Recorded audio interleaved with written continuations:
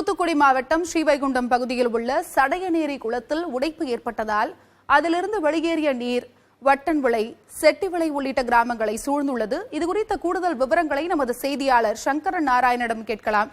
சங்கர நாராயணன், களச்சூழல் என்ன? அங்குள்ள களச்சூழல் என்ன?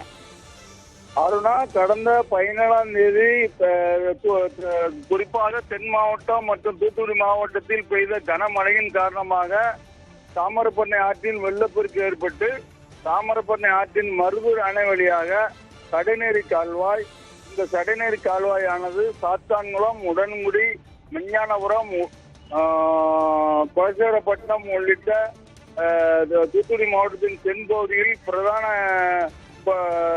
கால்வாயாகும். இந்த கால்வாயை நம்பி இந்த பகுதியில் சுமார் பல்லாயிரக்கணக்கான விவசாயிகள் உள்ளனர். இந்த கடந்த 14ஆம் தேதி பெய்த கனமழையின் காரணமாக மருதூர் அணையிலிருந்து சடைநேர் கால்வாய்க்கு தண்ணீர் திறக்கப்பட்டது.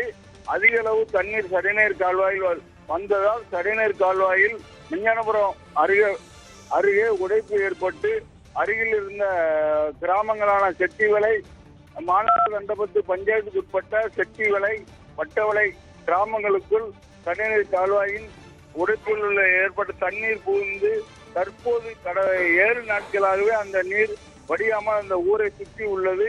அந்த சடைநேர் கால்வாய் உடைப்பு ஏற்பட்டதுடன் செட்டிவிளை, வட்டவிளையில் இருந்த கிராம மக்கள் அருகில் உள்ள முகாம்களுக்கும் உறவினர் வீட்டிலும் போய் தஞ்சம் அடைந்து உள்ளனர்.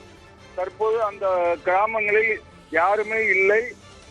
இதுவரை அந்த பகுதிகளிலிருந்து தண்ணீர் வடியாமல் உள்ளதால் தண்ணி தீவாகவே காட்சியளிக்கிறது. அருணா, குளத்தில் உடைப்பு ஏற்பட்டு கிராமங்களை வெள்ள நீர் சூழ்ந்துள்ளது. இதற்கு மாநகராட்சி நிர்வாகம் உரிய நடவடிக்கை எடுக்க வேண்டும். உங்களுடைய தகவலுக்கு நன்றி சங்கர நாராயணன்.